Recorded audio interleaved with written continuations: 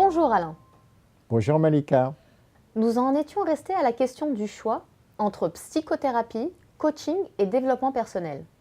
En effet, comme toujours, ce sont les aspects concrets qui nous apportent de précieux enseignements.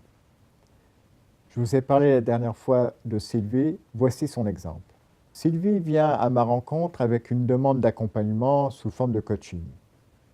Elle se plaint de stagner et de s'ennuyer dans les mêmes fonctions depuis plusieurs années. Au cours de sa carrière, elle a eu par 2 fois l'opportunité de changer de poste et d'entreprise, pour accéder notamment à de nouvelles responsabilités. Sylvie m'explique qu'à ces 2 reprises, elle a bien involontairement fait en sorte de ne pas convenir. De ce fait, elle n'a jamais dépassé la période d'essai. Elle précise encore qu'elle en assume l'entière responsabilité. Elle ajoute qu'elle vient d'être contactée pour le poste dont elle rêve depuis fort longtemps. Elle précise aussi qu'elle est certaine de posséder les capacités requises, mais elle se méfie d'elle-même et craint un 3e échec. Il me semble que vous avez identifié un sentiment de culpabilité chez Sylvie. C'est exact. Après avoir vérifié la cohérence entre la définition du poste et les qualités professionnelles de Sylvie, sont apparues des blessures de l'enfance et aussi un très fort sentiment de culpabilité. Sylvie raconte qu'elle est l'aînée d'une fratrie de 3 filles et qu'elle a toujours été la préférée du père, ce qui lui a valu les foudres et les vexations de sa mère et de ses 2 sœurs. Son père, une fois au sommet de sa carrière, décide de créer sa propre entreprise. Malheureusement, l'aventure s'est achevée par une faillite et une immense dépression dont le père, maintenant très âgé, n'est toujours pas sorti.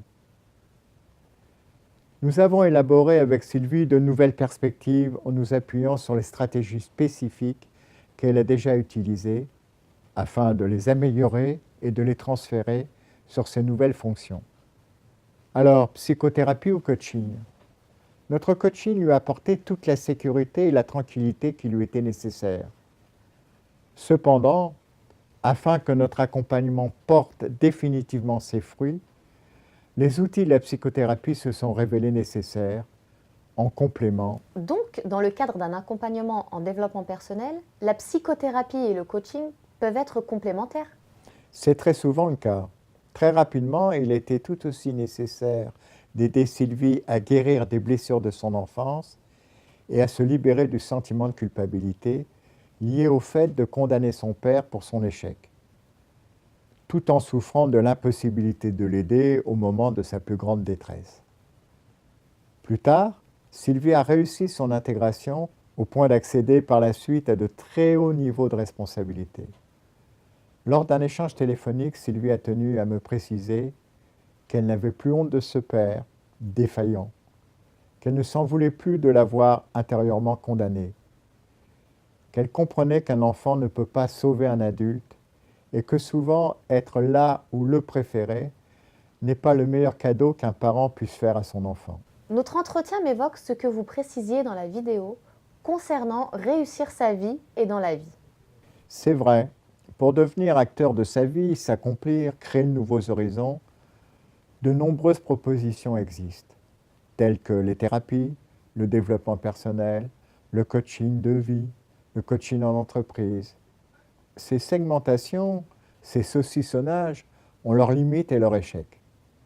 En effet, peut-on imaginer réussir sa vie professionnelle par un coaching sans faire progresser sa ou ses relations affectives, et même parfois en sacrifiant sa vie familiale? Peut-on réussir sa vie affective par une thérapie, tout en laissant de côté ses besoins d'expression professionnelle?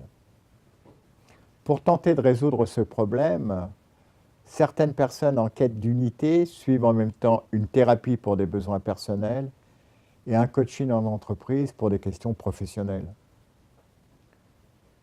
Malheureusement, il faut le reconnaître, ces personnes n'arrivent toujours pas à réunir les différentes pièces du puzzle de leurs besoins essentiels.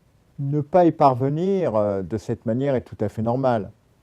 Seule une approche globale de l'ensemble des besoins de la personne peut garantir le succès, quels que soient les objectifs. Cette approche globale implique d'être accompagné par un professionnel possédant les compétences et l'expérience d'un thérapeute, d'un coach en développement personnel et d'un coach en entreprise.